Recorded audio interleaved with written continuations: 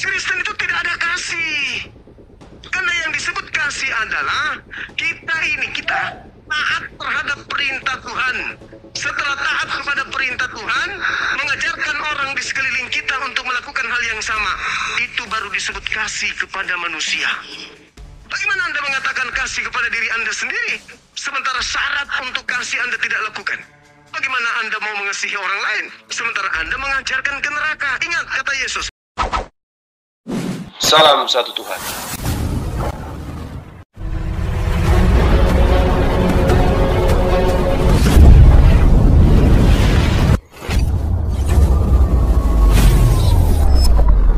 Pengantar ini singkat, para sahabat. Dukung semua ya, sahabat-sahabat kita, channel Densa News Muslim.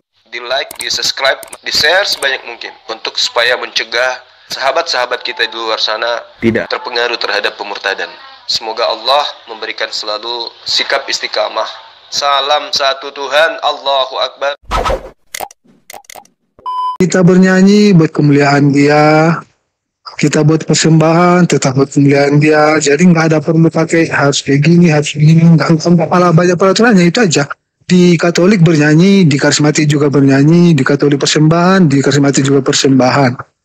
Jadi kalau masalah itunya gara-gara gara-gara pindah dari Karismatik ke Katolik, itu peraturan gerejanya. Kalau cara sesembahnya tetap sama aja, satu. Orang Katolik bernyanyi, Karismatik kita juga bernyanyi. Perayaan-perayaannya orang itu Paskah, kita juga Paskah. Natal kita juga Natal. Nah, jadi di sana nggak ada bedanya. Karena kita yang kita yakini hanya satu, Yesus Juru Selamat. Itu aja kuncinya, ya. Oke, Bung, ketika Yesus mengajar di tengah kaumnya Bani Israel, tercatat oleh penulis Matius di dalam Matius 23, kata Yesus begini, orang-orang Yahudi, ahli kitab, orang Farisi, menduduki kursi Musa, kata Yesus. Dengarkanlah setiap perkataan mereka, tapi jangan mengikuti pekerjaan mereka. Karena mereka kemudian mengatakan tentang hukum Taurat, tetapi mereka tidak mempraktekkan hukum Taurat tersebut. Satu. Yang kedua, Matius 5, inti dari penjabarannya di sana adalah surga neraka. Neraka bagi orang yang meniadakan hukum Taurat meskipun yang paling terkecil. Surga diisi oleh orang-orang yang kemudian melakukan hukum Taurat, mentaati segala perintah, ketetapan, ketentuan, hukum-hukum, larangan, dan perintah yang ada di dalamnya.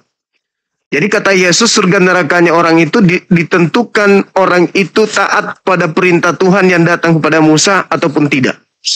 Nah, saya ingin uji sampai di mana pemahaman saudara. Bung, Oke, gini. Andai saja Yesus hidup, sabar, belum. Andai saja Yesus hidup dengan orang-orang Kristen, melihat keadaan orang Kristen sekarang ini, ya, makan segala yang diharamkan di hukum Taurat, tidak sunat kulub, kudus, hari Sabat dihilangkan, satu Tuhan dihilangkan, utusan Tuhan dihilangkan. Kira-kira ketika Yesus ketemu dengan orang-orang Kristen, apakah Yesus mengatakan, tapi contohilah orang Kristen, mereka telah menjalankan hukum Taurat, mereka tidak menghilangkan sedikit pun dari hukum Taurat? Atau jangan kau meniru orang Kristen, mulutnya mengatakan hukum Taurat, tapi semua prosesi agamanya bertentangan dengan hukum Taurat. Malah mereka boleh kemudian melakukan hal-hal yang dilarang. Nah, kira-kira menurut pandangan saudara, Yesus berkata apa tentang Kristenan ini? Merujuk Matius 23 tadi. Silakan. Siapa yang jawab? Bang Kepas atau gimana, Bang? Halo, Bang Kepas. Silakan aja Paman Sam, aman saja loh. Oke, gini ya, Bang ya. Kalau menurut iman kekristenan itu, Bang, kalau kita pergi ke namanya hukum Taurat, Mungkin untuk zaman sekarang itu hukum Taurat mungkin tidak dikedepankan lagi, Bang. Karena kenapa demikian? Pada waktu Yesus Kristus datang sebagai firman ke bumi ini, banyak pertanyaan-pertanyaan yang diusulkan orang Farisi pada saat itu. Salah satunya, waktu orang Farisi bersama Tuhan Yesus yang naik keledai. Apa pertanyaan beliau kepada Yesus? Apa yang kami harus perbuat supaya kami bisa menjadi pengikut-Mu? Nah, jadi di sana Yesus berkata, apa kata Yesus? Jangan engkau berzina, jangan engkau mencuri, hormatilah orang tuamu. Datang orang Farisi menjawab, demikian, itu sudah kulakukan sejak aku kecil. Lalu kata Yesus apa sebaliknya? Cuman satu kekuranganmu. Udah, jual semua hartamu, bagi kepada orang miskin, ikutlah bersama kau, engkau akan mendapat kerajaan yang di surga. Nah, jadi kalau masalah pengajaran itu banyak bersih-bersihnya. Cuma intinya sekarang kenapa kita meyakini Tuhan Yesus adalah juru selamat? Dengan perkataan Dia, dengan mujizat Dia, dengan kata-katanya. Nah, itu yang kita imani. Memang pada saat Yesus datang lahir ke bumi, banyak orang kecewa. Kecewanya di mana? Yang diharapkan bukan yang seperti Dia. Karena pada zaman itu, pemerintahan yang sesuka-suka membuat pemerintahan sendiri, udah butuh seseorang pemimpin. Tapi yang datang apa? Yang datang yang membawa kasih. Kenapa demikian?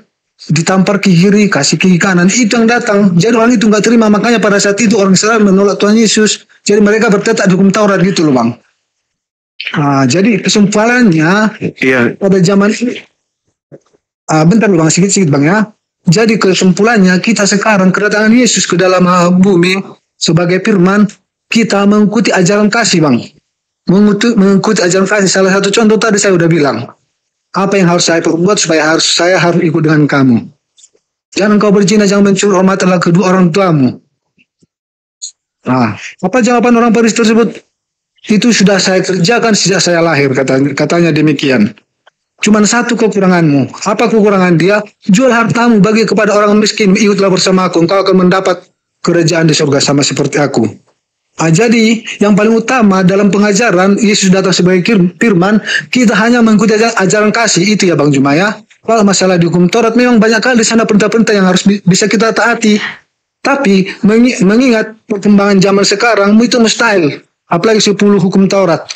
Siapa yang mampu bisa melakukannya? Itulah makanya datang Yesus membawa kasih ke dalam dunia ini dengan pengajaran-pengajarannya. Itu meyakinkan kita bahwa Dia adalah jalan keselamatan dan hidup. Ah, itu dari saya. Ya, Bung. Tadi saya membacakan di Matius 5 nomor 19. Barang siapa yang meniadakan mengajarkan ke orang lain, maka upahnya neraka. Kalau ada orang mengasihi orang lain, tapi mengajak orang lain ke neraka, itu kasih palsu, itu kasih hoaks. Kalau kita mengasihi orang lain, maka kita mengajak orang lain untuk telaten, taat, menjalankan apa yang diperintahkan oleh Tuhan. Itu baru kasih. Barang siapa yang meniadakan hukum Taurat meskipun yang paling terkecil lalu mengajarkan kepada anak-anaknya, berarti dia tidak mengasihi anaknya. Kenapa? Karena dia mengajarkan anaknya meniadakan hukum Tuhan. Yang nyata akibatnya neraka. Itu bukan kasih. Barang siapa sebaliknya tidak meniadakan hukum Taurat, tetapi melakukan segala perintah yang ada di dalamnya, lalu kemudian mengajarkan kepada anaknya, kepada tetangganya, maka orang itu kasih kepada siapa? Kasih kepada orang lain. Jadi kasih itu bukan hanya sekedar bagi Indomie, buah bibir aja, bukan. Kasih itu implementasinya adalah perintah Tuhan. Kalau kita kasih kepada orang, maka perintah Tuhan jangan dihilangkan, malah kita ajak orang untuk melakukan kasih itu, untuk melakukan perintah ketaatan itu. Kalau kita tidak kasih kepada orang, ya ajarkan anak-anak kita untuk meniadakan hukum Torah, maka itu bukan kasih. Coba Anda baca di Ulangan 11 nomor 1. Yosua 22 nomor 5. Yang disebut kasih adalah mentaati dengan setia segala ketetapan, ketentuan, hukum-hukum yang datang kepada Nabi Musa. Sekarang Anda mengatakan kasih kepada manusia, tetapi Anda mengajak mereka menyembah kepada Yesus. Itu bukan kasih. Itu membinasakan orang. Karena hidup kekal menurut Yesus, mengenal Tuhannya Yesus sebagai Tuhan. Sebagai Tuhan. Jangan dikenal sebagai manusia. Dan mengenal Yesus sebagai manusia. Jangan dikenal sebagai Tuhan. Jangan dibolak-balik. Jadi kalau Anda mengasihi sesama manusia, tidak ada dusta, tidak ada dogma, tidak ada doktrin. Yang ada adalah hukum-hukum Tuhan. Makanya Yesus mengatakan, akulah jalan, akulah kebenaran, akulah hidup. Tidak ada yang sampai kepada Bapa tanpa melalui aku. Implementasi pengajaran Yesus itu apa? Implementasinya apa? Meninggalkan hukum Tuhan atau menjalankan hukum Tuhan? Jadi situ poinnya. Sedangkan yang Anda katakan hari ini adalah ajaran Paulus. Ajaran yang mengajarkan merdeka dari hukum Tuhan. Ajaran yang mengajarkan untuk meninggalkan hukum Tuhan. Ajaran yang mengajarkan dia bukan lagi hamba Tuhan, tetapi dia adalah pewaris. Artinya bahwa Kristen itu tidak ada kasih. Karena yang disebut kasih adalah kita taat terhadap perintah Tuhan. Setelah taat kepada perintah Tuhan, mengajarkan orang di sekeliling kita untuk melakukan hal yang sama. Itu baru disebut kasih kepada manusia. Bagaimana Anda mengatakan kasih kepada diri Anda sendiri, sementara syarat untuk kasih Anda tidak lakukan? Bagaimana Anda mau mengasihi orang lain, sementara Anda mengajarkan ke neraka? Ingat kata Yesus, barang siapa yang meniadakan hukum Taurat meskipun yang paling terkecil, lalu mengajarkan kepada orang lain, dia bukan kasih, tetapi dia kemudian membinasakan manusia. Tetapi barang siapa sebaliknya, tidak meniadakan dan melakukan segala perintah yang ada di dalamnya, lalu mengajarkan kepada orang lain, maka dialah yang disebut kasih. Dialah yang menjalankan kasih itu. Dialah yang mempraktekkan kasih itu. Karena mengajak manusia kemudian ke surga. Dengan menghilangkan semua perintah Tuhan, itu bukan kasih, itu membinasakan. Tapi membungkus diri dengan ucapan kasih. Biar lolos ajaran ini kepada manusia lemah akal. Demikian Bang. Oke Bang. Ya, di sini Bang sekarang Abang Juma menyangkal kalau kita itu banyak menghilangkan hukum Taurat. Bukan Bang, kalau hukum Taurat yang 10 tetap kita jalankan. Makanya di sana penyebarannya itu, makanya itu luas Bang. Jadi bukannya kita sejak karena udah Yesus lahir kita meniadakan hukum Taurat, bukan. Kita tetap jalankan. Makanya itu datang Tuhan Yesus ke bumi itu untuk menyempurnakan siapa? Menyempurnakan hukum Taurat tersebut. Bukannya kita melanggar hukum Taurat, tetap kita jalankan hukum Taurat yang 10. Saya sendiri mungkin 10 hukum Taurat mungkin diantaranya satu yang mungkin dua lah yang mungkin nggak bisa saya jalankan, tapi selebihnya tetap saya jalankan. Jangan mencuri, jangan membunuh, itu tetap saya jalankan Bang. Itu memang masih kita pegang sampai saat ini, walaupun istilahnya di pengajaran Yesus sekarang istilahnya menyempurnakan. Kalau namanya hukum Taurat itu tetap kita kerjakan, nggak ada yang kita tinggalkan itu. Makanya apa tujuan Yesus itu untuk menyempurnakan hukum Taurat, karena memang ke-10 hukum Taurat ini itu pada sebelum Yesus lahir. Jadi setelah Yesus datang ke bumi, dia menyempurnakan 10 hukum Taurat ini Bang. Jadi kita tetap menjalankan hukum Taurat, kita tidak meniadakan hukum Taurat, tetap kita jalankan sesuai dengan kemampuan kita. Kenapa Anda masih, Saudara, kenapa Anda masih menjalankan hukum Taurat? Karena gini Bang, kalau namanya hukum Taurat itu memang itu nggak bisa dihilangkan. Ya karena memang hukum Taurat itulah yang harus kita jalankan sesuai dengan perintah yang. Tapi makanya saya bilang tadi, Tuhan Yesus datang untuk menyempurnakan. Kenapa untuk datang menyempurnakan? Karena pada zaman hukum Taurat semua manusia udah pada, gimana mau kita bilang, udah pada berdosa gitu Bang. Karena hukum Taurat ini tidak ada yang mampu melakukannya. Makanya dia berkorban untuk kita supaya kita tidak mati. Itu yang kita imani Bang. Oke. Makanya kita sebut Kenapa Yesus sebagai juru selamat kita. Kenapa Anda masih mengharapkan untuk melaksanakan hukum Taurat? Tentu tujuannya karena Anda masih mengharapkan ada kebenaran di dalam hukum Taurat. Anda lupa, pendiri agama Anda mengatakan, jikalau kamu masih mengharapkan ada kebenaran di dalam hukum Taurat, maka sia-sialah kematian Kristus. Galatia 2 nomor 21. Jikalau kau mengharapkan kemudian ada kebenaran, sekiranya kau mengharapkan ada kebenaran di dalam hukum Taurat, maka sia-sialah kematian Kristus Yesus. Kenapa Anda masih menjalankan yang 10? Satu, hukum Taurat itu bukan untuk Kristen. Kenapa Anda menjalankan? Bukan saya. Ya, sabar dulu. Bentar, Bang Juma. Nah, sebentar. Hubungannya dengan Anda hukum Taurat itu enggak ada hubungannya. Sebentar, Bang Juma. Kita tidak ada mengklaim kalau hukum Taurat itu sama orang Kristen. Kita tidak ada klaim itu. Itu berlaku untuk semua manusia, Bang Juma. Mana dalilnya hukum Taurat itu hanya untuk kaumnya Bani Israel saja kok untuk seluruh manusia? Waduh. Nah, Di sana kan ada penyebarannya, Bang. ya silakanlah. Anda baca ulangan 5. Hukum Taurat itu tidak berlaku untuk nenek moyang kita.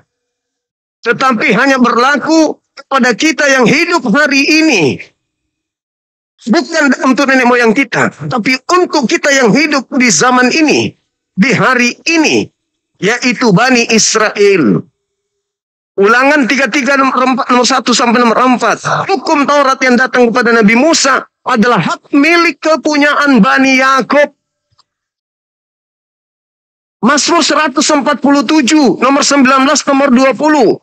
Hukumku yang datang kepada Yakub dan aturan-aturanku yang datang kepada Israel tidak aku berikan kepada bangsa lain. Lalu apa hubungannya 10 hukum Taurat itu dengan orang Kristen? Paulus makanya mengatakan, jika engkau masih mengharapkan kebenaran dari hukum Torah, maka Yesus Kristus tidak berguna bagimu. Ucapan Yesus itu adalah untuk orang Yahudi yang hidup di tengah-tengah bangsa asing yang ada di Galilea, yang ada yang ada di Galatia. Tuh. Jadi Paulus itu menuliskan kemudian surat mengajarkan kepada orang-orang Yahudi yang hidup di tengah-tengah orang-orang asing di Galatia. Apa kata Yesus Paulus? Jika kamu mengharapkan ada kebenaran oleh hukum Torah, maka sia-sialah kematian Kristus. Galatia 2 nomor 16. Sebab tidak ada orang yang dibenarkan karena menjalankan hukum Torah. Galatia 5 nomor 4. Kamu keluar dari kasih karunia jikalau kamu masih mengharapkan ada kebenaran dalam hukum Taurat. Kenapa Anda masih mengharapkan kebenaran dari Taurat? Pertama, Anda bukan orang Yahudi. Kedua, hukum Taurat bukan untuk Anda. Yang ketiga, Paulus mengatakan tidak ada kebenaran dalam hukum Taurat itu. Dan kalau Anda bermimpi berhayal di dalam hukum Taurat itu adalah kebenaran, apa kemudian akibatnya? Sia-sia kematian Yesus Kristus itu. Jadi Anda ini sudah hanya karena terlanjur Kristen doang. Karena dari orang tua aja. Karena udah terlanjur Kristen, ya udah Kristen. Pertahankan aja kepercayaan ini. Meskipun tabrakan dengan dalil-dalil dalam Bible itu sendiri. Coba, kenapa Anda masih mengharapkan 10 hukum Torah? Karena Anda mengharapkan ada kebenaran. Lah, kalau Anda mengharapkan ada kebenaran, menurut Paulus sia-sialah kematian Kristus. Mana yang Anda pilih? Ada kebenaran dalam hukum Taurat, tapi sia-sia kematian Kristus. Mana yang Anda pilih? Ya, jadi gini loh, Bang. Abang di sini menceritakan tentang Paulus. Makanya kita tahu dulu sebelum Paulus itu menjadi penyebar firman Tuhan, kita tahu dulu latar belakangnya Paulus itu. Bang Juma sekarang tahu nggak latar belakang Paulus? Tahu. Dia dari Benyamin. Orang Farisi, kemudian dia murid dari Gamaliel, dia ahli Taurat, sunat pada hari ke-8. Nah itu yang abang tahu kan? Karena yang lainnya kita nggak ada informasi. Bapaknya pun kita tidak tahu siapa. Emaknya siapa kita nggak tahu. Jadi kalau namanya Paulus itu Bang, itu ganti nama setelah dia menjabarkan berita daripada Tuhan Yesus. Nah, itu dinubuatkan Yesus itu. Terkait dia berpura-pura bertobat itu dinubuatkan oleh Yesus di dalam Matius 12 nomor 43 sampai 45. Di sana enggak Ada ada kata berpura-pura loh Bang. Anda lihat, Anda baca.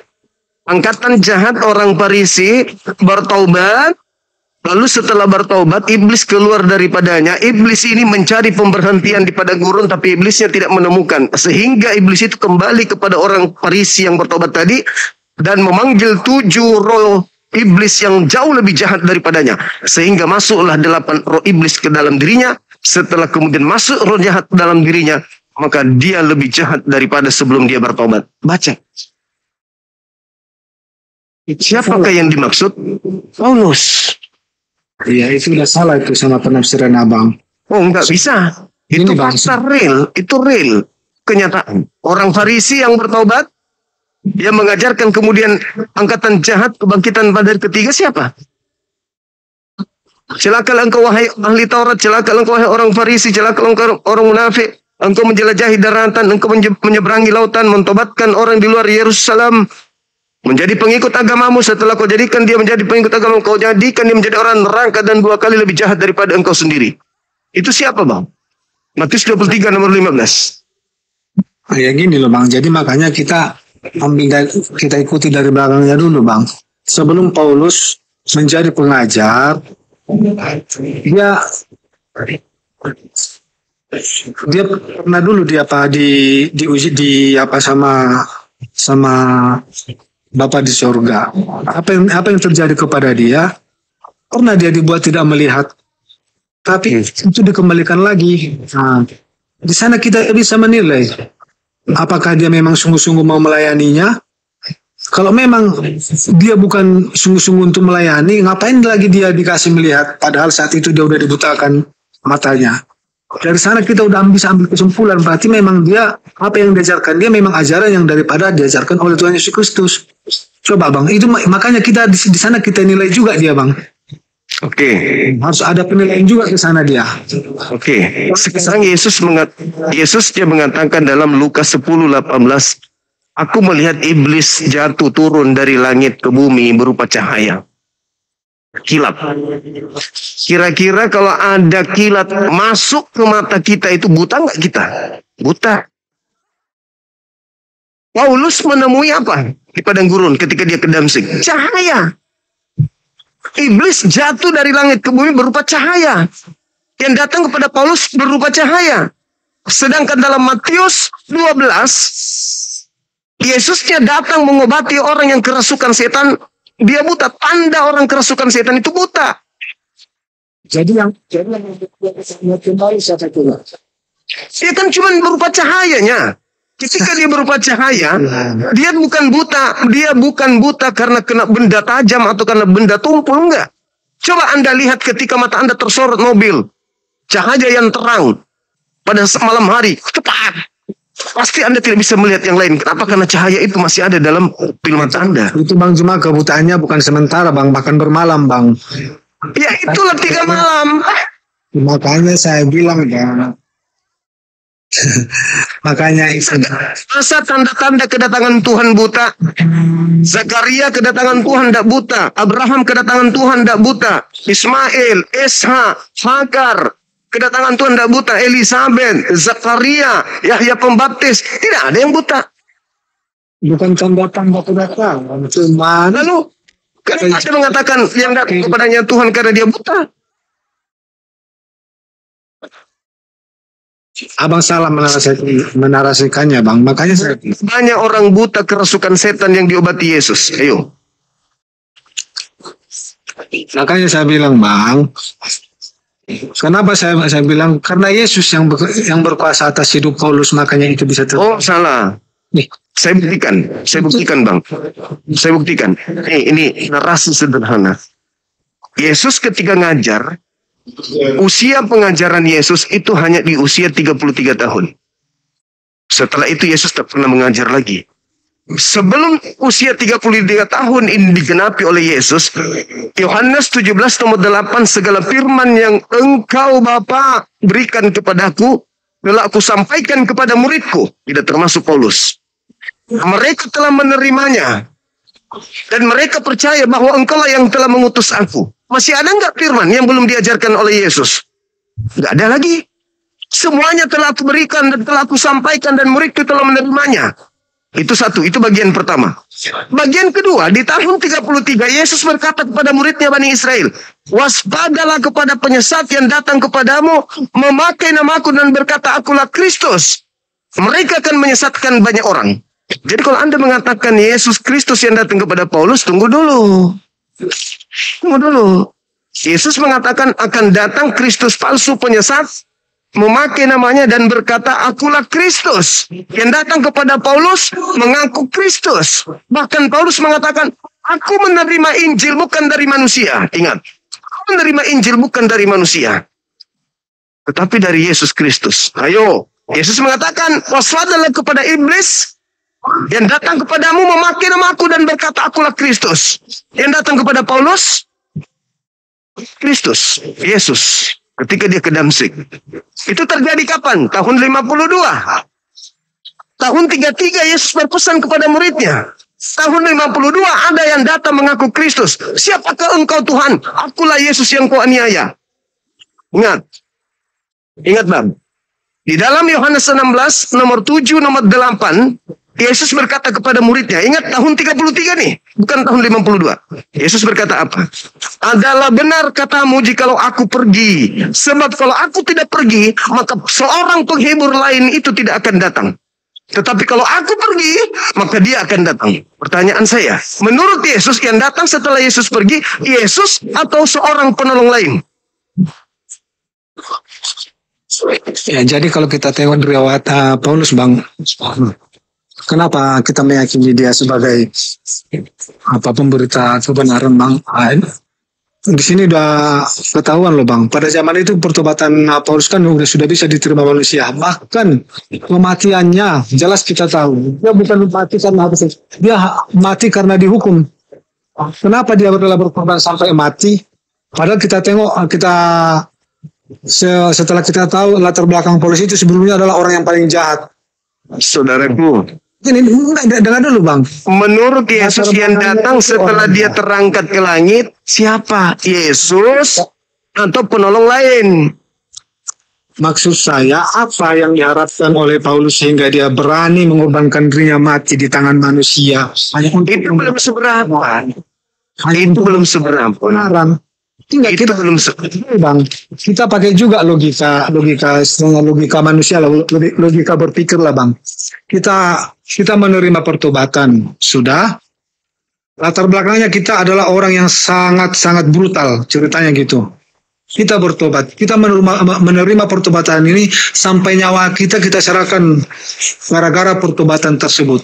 Secara logika, secara manusiawi, apakah itu logika?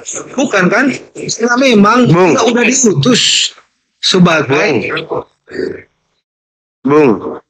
Paulus pengikutnya 2 miliar manusia. Apa kamu pikir itu angka yang sedikit? Pengikut Paulus 2 miliar. Siapa di belakang Paulus ini? Kalau Anda mengatakan dia mati.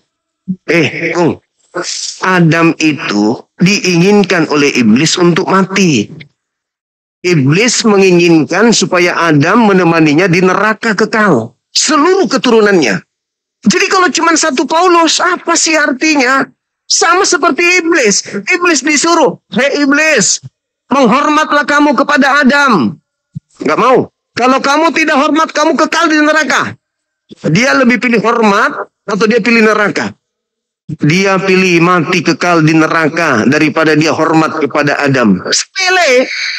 Dia lebih pilih kemudian resiko yang besar demi untuk menyesatkan kemudian Adam.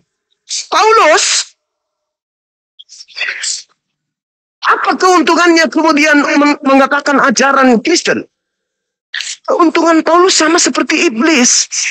Keuntungan iblis menyesatkan Adam. Ada? Nggak ada. Semata-mata kebinasaan. Paulus semata-mata kebinasaan. Tapi kemenangannya apa? Kemenangan iblis. Kemenangan iblis itu. Iblis berhasil menggiring 2 miliar manusia masuk ke neraka bersama dengan dirinya. Itu fakta. Itu real. Makanya Yesus mengatakan, waspadalah kepada penyesat yang datang kepada kalian. Ini ucapan tahun 33. Yang datang kepada kalian memakai namaku dan berkata, akulah Kristus. Sekarang Paulus mengaku Kristus. Paulus mengaku bertemu dengan Kristus. Paulus mengaku murid-muridnya bergelar Kristus. Kristen, pengikut Kristus. Tergenapi enggak? Orang banyak yang disesatkan oleh Kristus palsu ini tergenapi enggak? Siapa penggenapan itu? Ya Kristen. Makanya coba Anda lihat. 10 detik. Sabar 10 detik. Makanya Anda lihat. Anda lihat di dalam Matius 7. Nomor 22, 23. Kemana Kristen kelak ketika bertemu dengan Yesus? Pada hari terakhir nanti banyak orang berseru kepadaku, Tuhan, Tuhan. Bukankah kami bernubuat, mengusir setan, bermujizat, pakai nama Yesus? Pada hari itulah aku Yesus akan berterus terang kepada mereka, Kristen, penyahlah daripadaku, aku tidak mengenal kalian. Kalian semua adalah pembuat kejahatan. Apa masih kurang itu? Masih kurang. Sudah nyata tertulis, tapi karena kalian disesatkan, kalian tidak akan peduli dengan itu semua. Yang ada dalam iming-iming kalian, yang ada yang diiming kalian adalah percaya kepada Yesus, menyembah kepada Yesus, selamat dan masuk surga. Tapi mimpi. Apakah Anda peduli? Tidak. Kenapa? Karena Anda lagi disesatkan. Orang yang lagi menikmati kesesatan, diingatkan sekalipun dia tidak akan peduli. Nanti setelah di neraka baru sadar. Iya ya, kenapa dulu aku nggak sadar ya? Itu bang, kalau orang lagi menghayal, lari ke sana mendapatkan emas, tapi ternyata faktanya di sana ada jurang. Diingatkan, jangan. Mimpinya, obsesinya, ada emas, saya harus ke sana. Lari dia. Begitu sampai di sana bukan dapat emas, jatuh di jurang. Udah diingatkan, tapi nggak peduli. Kenapa? Karena mimpinya, obsesinya, menghayal, halusinasi, ilusi, keselamatan hanya dalam Yesus. Dengan cara apa? Menuhankan dia. Ajaran siapa? Bingung. Siapa yang ngajarin? Bingung. Mana perintah Tuhannya? Bingung. Mana sabda Yesusnya? Bingung. Tapi kalian lakukan. Kenapa? Iblis punya pekerjaan. Adam aja bisa jatuh, apalagi kalian. Cobalah mikir. Pikirkan aja dulu, Bung. Pertanyaan saya yang sederhana tadi. Menurut Yesus, setelah Yesus terangkat di tahun 33, siapa yang datang? Seorang penolong lain atau Yesus lagi yang datang? Menurut dalil, yang datang setelah aku adalah seorang penolong lain atau aku lagi yang datang? Yohanes 16 nomor 7 sampai nomor 15. Aku memang harus pergi. Sebab kalau aku tidak pergi, penolong lain itu tidak akan datang. Berarti yang datang setelah Yesus pergi, penolong lain kan? Bukan Yesus kan? Tapi ada juga yang datang selain penolong itu. Siapa? Penyesat. Penyesat itu memakai nama Yesus. Jadi ada dua yang datang setelah Yesus. Yang pertama Yesus palsu, yang kedua adalah seorang penolong lain, sang penghibur, membawa roh kebenaran. Ada dua. Pertanyaannya sekarang, yang datang kepada Paulus di Pulau Patmos ketika dia ke Damsyik itu siapa? Mengaku siapa? Mengaku Yesus.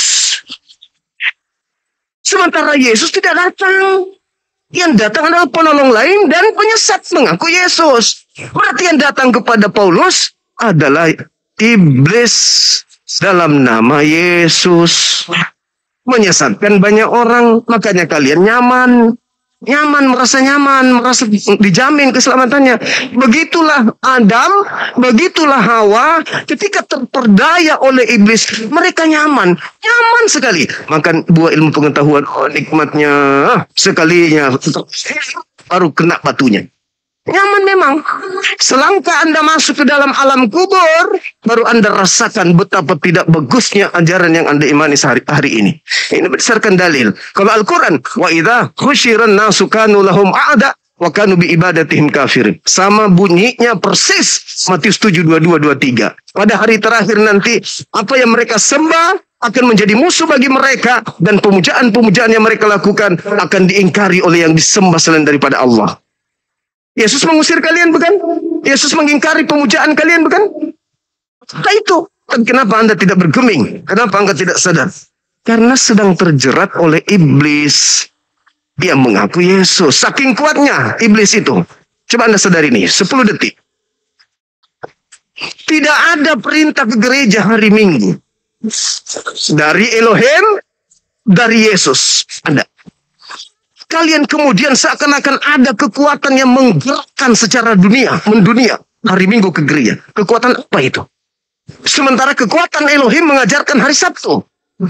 Kalau di Islam hari Jumat. Kalian hari Minggu. Kekuatan siapa yang menggiring Anda ke gereja menyembah Kristus? Elohim, bapaknya orang Yahudi? Tidak. Yesus tidak. Musa tidak. Daud tidak. Abraham tidak. Salomo tidak. Lalu siapa? Udah bang. Udah. Kalau masalah itu ya, itu termasuk dari hukum Taurat bang. Itu termasuk dari hukum Taurat itu bang, makanya kita jalankan. Ingat dan kuruskanlah hari Sabat sebab 6 hari lamanya. Selama kalanya di Sabat. Dengar dulu bang. Intinya bang, di dalam intinya bang, kita sudah melakukan apa yang sedang diperintahkan. 6 hari lama yang kamu bekerja dan 1 hari untuk menyerahkan diri kepada Tuhan. Itu yang kita kerjakan. Kalau masalah itu yang mau abang bahas. Lagian kalau masalah Paulus abang ceritakan, di sini bukan banyak rasul-rasul yang menceritakan tentang kehidupan Paulus, kisah para rasul, ada Roma. Jadi perkataan yang abang tuju yang dari tadi Yesus palsu, kenapa abang bisa itu tujukan kepada Rasul Paulus? Di mana ayat itu perkataan abang itu abang tujukan kepada Paulus? Apakah abang punya dalil? Dalilnya tadi dia katakan begini, adalah benar jikalau aku pergi, sebab kalau aku tidak pergi maka roh penghibur itu tidak akan datang. Kalau aku pergi, maka roh penghibur itu akan datang. Seorang penolong lain itu akan datang. Ingat, Yohanes 14:16, aku akan minta kepada Bapa agar Bapa mengutus seorang penolong lain. Aku akan minta kepada Bapa agar Bapa mengutus seorang penolong lain. Yesus minta kepada Bapa agar Bapa mengutus seorang manusia kan? Penolong lain kan? Jadi Yohanes 16:7, ya 7:8 yang datang setelah Yesus pergi, penolong lain bukan? Jadi gini Bang Juma, yang mengutus Paulus sebagai rasul siapa Bang Juma? Iblis. Kok? Itu kan dari Bang Juma. Itu menurut saya bertanya, saudaraku, Anda ini kenapa tidak nalar saya panjang lebar berbicara? Itu kan 33. Saya berdalil, Bung. Yohanes 16 nomor 7 nomor 8 adalah lebih baik jikalau aku pergi. Sebab kalau aku tidak pergi, maka seorang penolong lain itu tidak akan datang. Menurut Yesus, Yesus harus pergi supaya yang datang siapa? Ayo. Yesus harus pergi ke langit supaya yang datang siapa? Penolong lain. Penolong lain kan? Oke, penolong lain dan datang. Kita tunggu nih. Tahun 40, 41, 42, 43. Mana penolong lainnya? Jadi, Bentar dulu. Tiba-tiba ada yang muncul di tahun 52. Akulah Yesus. Tuh. Yang kita tunggu penolong lain kok yang datang Yesus, Cahyo. Oke ini dong. Yesus mengatakan aku akan datang. Siapa yang bilang demikian aku adalah Yesus di tahun 40-an? Siapa yang bilang kayak gitu? Anda baca kisah para rasul 22, kisah para rasul 9. Ketika Paulus menuju ke Damsyik, tiba-tiba dia mendengarkan suara dan cahaya dari langit. Lalu dia bertanya, siapakah engkau Tuhan? Tuh, sudah disetting kan? Kulah Yesus yang kau aniaya. Pertanyaan saya, menurut Yesus, yang datang setelah Yesus terangkan, penolong lain, atau Yesus sendiri yang datang? Nah, jawab di situ. Jawab di situ. Dulu. Iya. Jadi sekarang yang datang setelah Yesus siapa menurut Yesus? Intinya sekarang bisa kita nilai bagaimana dengan pengajaran Paulus. Apakah dia mengajarkan penyesatan? Saudaraku, yang diajarkan Yesus palsu itu datang kan menyesatkan banyak orang. Bagaimana mungkin bisa menyesatkan kalau ajarannya tidak baik? Pertanyaannya sederhana loh. Yang datang setelah Yesus menurut Yesus siapa? Seorang penolong lain. Ya, sampai sekarang kan Bang, apa yang gini Bang, sampai sekarang apa yang diajarkan oleh Paulus itu yang dilaksanakan manusia, jangankan umat Kristen. Umat Muslim juga melakukannya, mengasihi sesama manusia, tolong menolong. Kan tetap Anda Kristen. Nah, Anda mau cantik, mau ganteng, tidak urusan. Urusan dengan itu nggak ada urusan. Yang kupertanyakan sekarang, menurut apabila tadi pengajaran Paulus bertolak belakang dengan akal pikiran manusia, itu bisa kita bantai. Tapi buktinya apa yang diajarkan oleh Paulus? Tetap pelajaran yang bagus yang diajarkan. Enggak, izin Gurunda. Aku mau membacakan aja. Beda prinsip ajaran Yesus sama ajaran Paulus tuh berbeda, bro. Mau dibacakan? Madam, jangan dipotong dulu, madam. Jangan dipotong dulu, madam. Intinya sekarang, biar nggak apa-apa. kalaupun kita sekarang antara ajaran Paulus dan ajaran Yesus, dia lagi tanya Bang. Kalaupun sekarang kita mewariskan ajaran daripada Paulus, tapi tetap juga sekarang yang kita lakukan kan yang baik-baik aja. Jadi kalau kita bandingkan dengan silakan. Kalau kita bandingkan dengan peraturan hukum daripada hukum Taurat, kita sekarang sudah melaksanakannya, Bang. Jadi apa yang salah di sana? Kecuali tadi pengajaran. Silakan. Jangan sampai saya maki tetangga saya ya. Silakan dengan ajaran Paulusmu yang baik itu. Silakan. Oh, ajaran Paulus baik. Oke.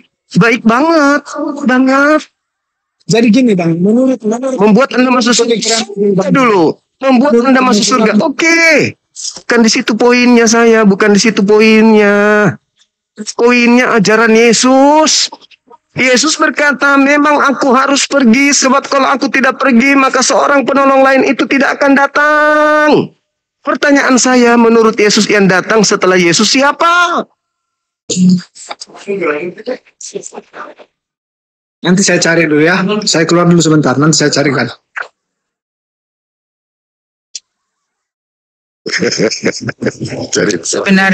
Sebenarnya aku mau ngasih tahu aja nih Gurunda bahwa perbedaan ajaran Yesus dan Paulus itu berbeda. Biar si kawan ini tahu, tapi dia ternyata nggak tahu. Jadi repot. Kalau kita bacakan aja 2 poin. Dulu untuk kubu Islam, tepuk tangan. Yeay. Kita lagi menang lagi sore ini. Campur. Terpirit-pirit. Insyaallah. Dong. Mantap. Setelah Yesus siapa? Tadi itu poinnya. Mau dia baik ke?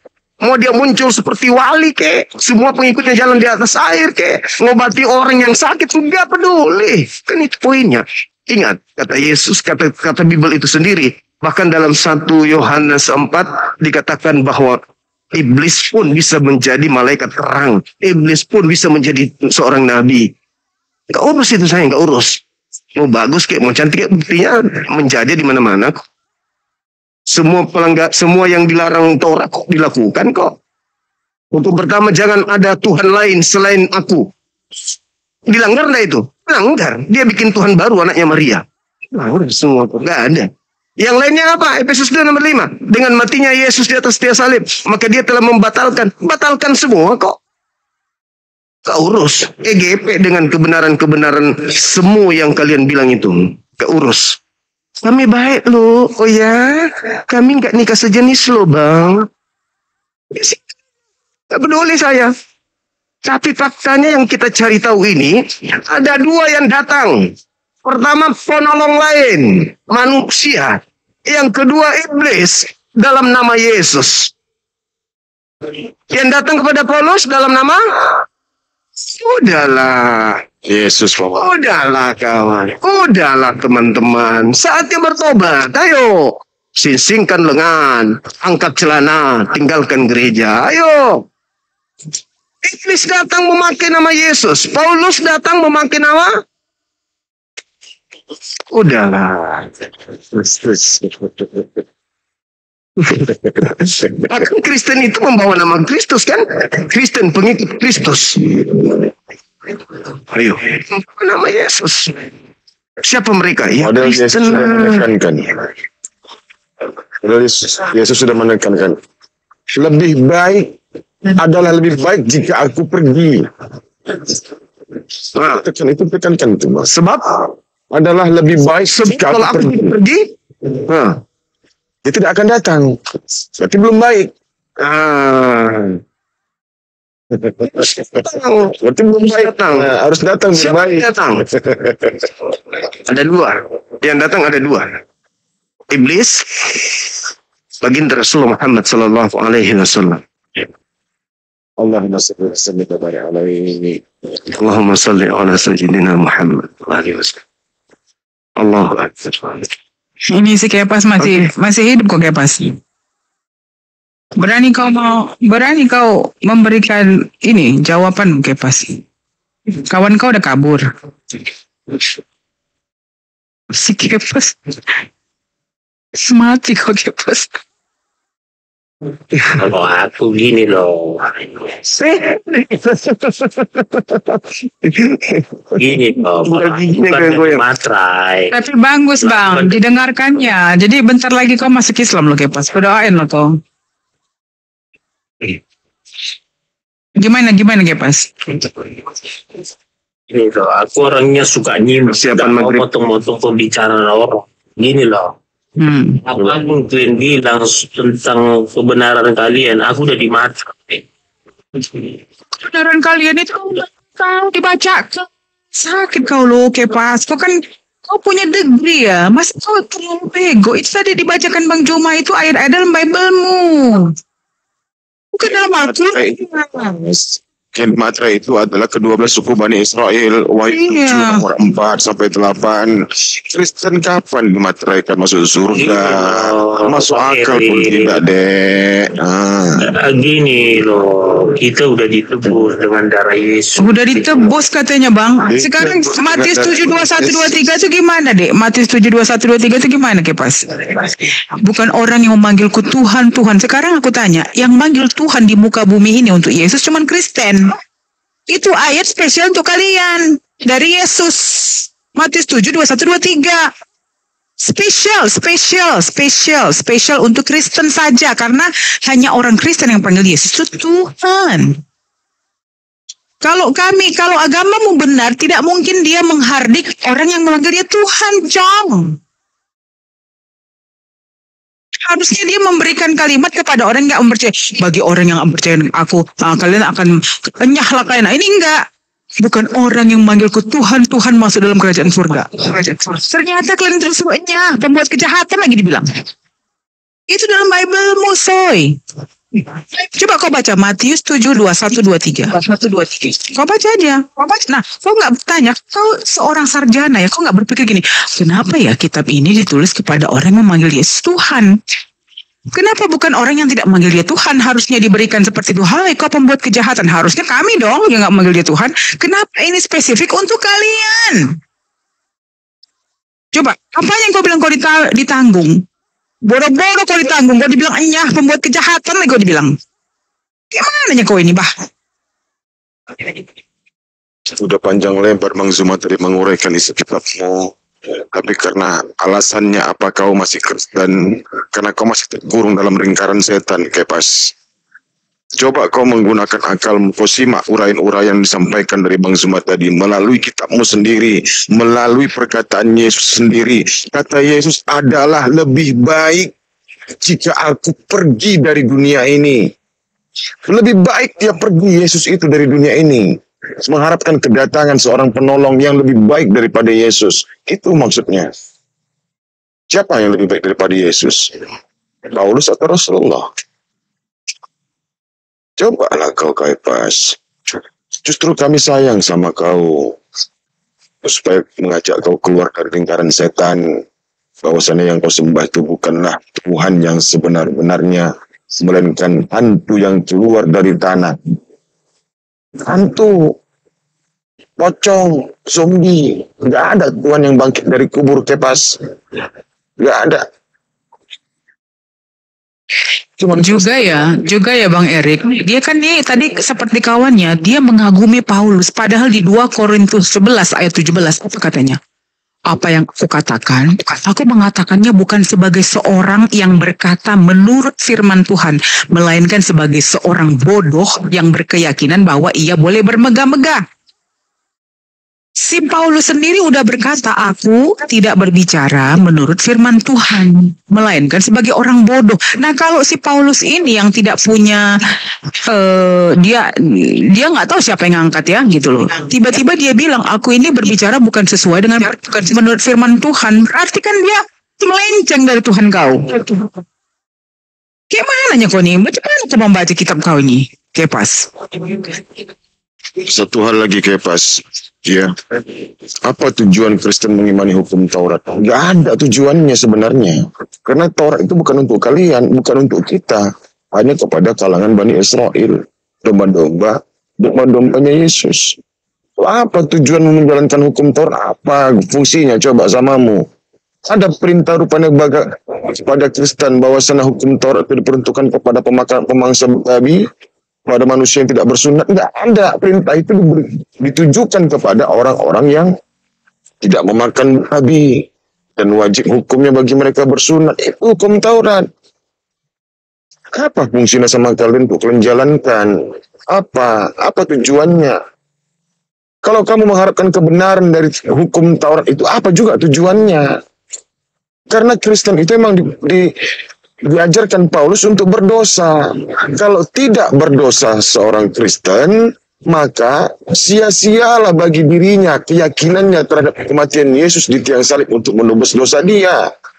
Jadi kalau kamu hidup di dunia ini menjadi orang suci, orang bersih yang tidak berdosa sama sekali, sia-sia kematian Yesus, Kepas. Makanya Kristen itu harus berdosa, dek. Betul nggak? Saya mau bayar utang, tapi kamu nggak punya utang. Untuk apa aku bayar utang? Sama siapa aku bayar utang? Sementara aku nggak punya utang. Kamu harus punya utang baru bisa aku bayar utangmu. Itu. Kau kan orang berpendidikan, kau sarjana hukum, tak bisa begini. Akalmu coba melenceng. Kalau ilmu pendidikan oke lah, mungkin Kristen mungkin lebih menguasai di muka bumi di Indonesia ini terutama. Ya, aku memang. Tapi kalau agama, akal itu kalian singkirkan, kalian asingkan, kalian simpan dalam kulkas, kalian bawa kemana-mana. Cukup kalian bawa ke dalam gereja aja. Itu sulitnya kalian, Kepas.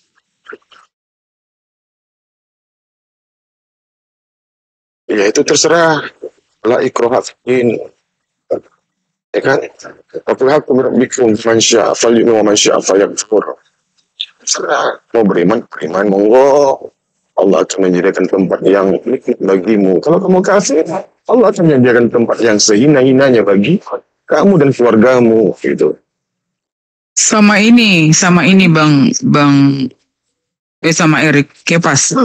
Tadi prinsip ajaran Paulus sama prinsip ajaran Yesus kan berbeda. Tadi kata kawan kamu tuh sama. Padahal itu sangat berbeda. Mau aku bacakan nggak? Karena aku udah memberikan tabel prinsip ajaran Yesus di tabel A, si Paulus di tabel B. Aku sudah buat itu. Nanti kau nilai sendiri sama nggak yang mereka katakan gitu loh. Silakan, nggak apa-apa. Ya, oke. Bisa menyimak. Tapi ini kamu tulis ya, karena aku tidak sesuai, cuma ngomong doang. Aku pakai bukti ya ini ya. Perbedaan prinsip-prinsip ajaran pokok Yesus dan Paulus. 1.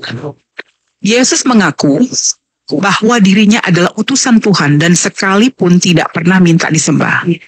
Itu di Matius 15:24. Aku diutus hanya kepada domba-domba yang hilang dari umat Israel. Kedua, inilah hidup yang kekal itu, yaitu bahwa mereka mengenal Engkau, satu-satunya Allah yang benar, dan mengenal Yesus Kristus yang telah Engkau utus. Yohanes 17:3 dan Yohanes 11:42. Aku berkata kepadamu, sesungguhnya seseorang hamba tidaklah lebih tinggi daripada tuannya, ataupun seorang utusan daripada dia yang mengutusnya. Jikalau kamu tahu semua ini, maka berbahagialah kamu jika kamu melakukannya. Aku berkata kepadamu, sesungguhnya barang siapa menerima orang yang Kuutus, ia menerima aku, dan barang siapa menerima aku, ia menerima dia Bapa yang mengutus aku. Yohanes 13, 16, 17 sampai 20. Terakhir. Kamu telah mendengar bahwa aku telah berkata kepadamu, aku pergi tetapi aku datang kembali kepadamu. Sekiranya kamu mengasihi aku, kamu tentu akan bersuka cita karena aku pergi kepada Bapakku, sebab Bapa lebih besar daripada aku. Yohanes 14:28. Yohanes 14:28. Masuk aja, Mbak. Nah, tapi apa kata Paulus? Jadi menurut Yesus dari 3 ayat yang kalimat yang aku baca tadi, bahwa dia berkata hanya Allah Bapa satu-satunya Tuhan. Bapa satu-satunya Tuhan. Dia selalu berkata dia utusan. Tapi apa menurut Yesus? Apa menurut Paulus?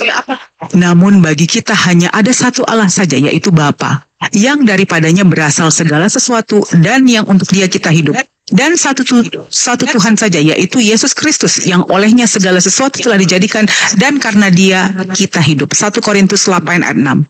Jadi si Yesus bilang Tuhan itu adalah Allah Bapa di surga. Si Paulus bilang Tuhan itu adalah si Yesus di 1 Korintus. Nah sekarang kamu lebih mendengar si Yesus atau mendengar si Paulus? Sebab jika kamu mengaku dengan mulutmu bahwa Yesus adalah Tuhan dan percaya dengan hatimu bahwa Allah telah membangkitkan dia dari orang mati, maka kamu akan diselamatkan. Roma 10 ayat 9. Itu ucapan Paulus. Bagaimana kau bisa lebih yakin dengan Paulus, sementara kalau kau Tuhan kan Yesus, kau harusnya ngikuti ucapan dia, bukan ucapan Paulus. Tadi sudah aku katakan di dalam Bible-mu juga si Paulus bilang, yang aku katakan, aku mengatakannya bukan sebagai seorang yang berkata menurut firman Tuhan, melainkan sebagai orang bodoh yang berkeyakinan bahwa ia boleh bermegah di 2 Korintus 11 ayat 17. Coba itu, Kepes. Itu hanya dua persoalan. Satu lagi tentang sunat ya. Apa kata si Yesus dengan supaya gini loh, Kipas, kita ini berbicara panjang lebar kayak gini, kita selalu membacakan dari ayat-ayat yang kamu bilang itu kitab suci kamu. Nah kalau kamu gak percaya dengan kitab-kitab suci yang kamu bacakan, kami hanya membaca loh, tetapi kan kamu tahu, paham artinya, karena dia bahasa Indonesia, tidak perlu diinterpretasikan, kita baca aja orang sudah paham. Ya, kedua tentang nih, di ajaran Yesus, ya. Dan ketika genap 8 hari dan ia harus disunatkan, ia diberi nama Yesus, yaitu nama yang disebut oleh malaikat sebelum ia dikandung ibunya. Lukas 2 ayat 21. Ini dalam Bible-mu ya. Yang kedua di Kejadian 17 ayat 10 sampai 11. Inilah perjanjianku yang harus kamu pegang, perjanjian antara aku dan kamu serta keturunanmu, yaitu setiap laki-laki di antara kamu harus disunat, dikasih tahu sih apa yang disunat ya. Harus dikerat kulit khatanmu, dan itulah yang akan menjadi tanda perjanjian antara aku dan kamu. Kejadian 17 ayat 10 sampai 11. Apa kata si Paulus? Sebab bagi orang yang ada di dalam Kristus Yesus, hal bersunat atau tidak bersunat tidak mempunyai sesuatu arti. Hanya iman yang bekerja oleh kasih. Galatia 5 ayat 6. Bagaimana mungkin dia membatalkan apa yang dikatakan Yesus? Yesus bilang inilah perjanjianku dan kamu serta keturunanmu. Setiap anak laki-laki harus disunat. Buka kurung, dikerat kulit khatanmu. Tidak pernah dia bilang sunat hati. Bagaimana mungkin yang dibilang dikerat kulit khatan? Coba kamu tulis apa kulit khatan? Gak perlu gue jelaskan. Nanti ngomong-ngomong bahasa barang-barang kalian ini. Udah paham kau apa itu khatan? Ya, datang si Paulus, tidak apa-apa, tidak bersunat. Tapi tiba-tiba dibilang sunat hati. Sebab bersunat atau tidak bersunat tidak penting. Katanya tidak penting. Yang penting ialah mentaati hukum-hukum Allah. Itu kan hukum dari Tuhan. Nah, bagaimana itu Kepas? Jadi dari situ sudah kontradiksi antara apa yang dibilang si Yesus Al-Masih dan dibilang Paulus itu berbeda. Makanya gini loh, Madam. Adikku, sebentar. Dari yang aku bacakan, sebentar 1 menit. Yang dari aku bacakan tadi, Dek, menurut kau, apakah seirama perkataan Yesus dan perkataan Paulus? Kau lihat aja, kau kan orang pintar, Kepas. Bunda, dulu Kepas itu waktu umur 6-7 tahun sampai 8 tahun kalau nggak salah itu dia itu udah mau diantar disunat. pas dalam perjalanan dia melarikan diri ke Jakarta, sampai sekarang nggak pulang-pulang, makanya takut disunat. Gitu. Katanya agama Abraham. Kalau kau ngikutin Abraham, kau takut pakai kampa aja. Pertanyaannya kayak pas, kenapa kau melarikan diri? Nggak pulang-pulang gara-gara sunat. Pas. Sunat itu untuk Bani Israel, Bang Hendi. Ya ilah. Biarin aja nggak pas, jangan dilawan. Padahal Tuhannya sendiri yang bilang, kalau kau pencinta Yesus, harusnya kau dengar perkataan Yesus Al-Masih ya bro. Jadi gini Bang Handi, kita bingung ya, katanya dia mencintai Yesus Al-Masih. Tapi begitu semua perkataan dia dibatalkan sama si Paulus, kau diam saja. Ini kali kau. Lucu juga ya. Pertanyaan terakhir pas, ini mau maghrib pas. Pas dengerin gue dulu ya pas. Apakah jawabanmu masih sama dengan yang dulu ke pas? Kau pilih mana ke pas? Masuk Islam atau masuk angin? Masuk angin. Oke, masih masuk angin, nggak apa-apa. Masuk angin. Angin. Biar masuk angin. Ya Allah. Makanya kayak pas makan tuh steak ikan ya kan, ikan steak itu jangan bebong, apalagi anjong. Makan itu steak ya kan, yang enak-enak gitu loh kayak pas, biar agak pinter kau sedikit deh.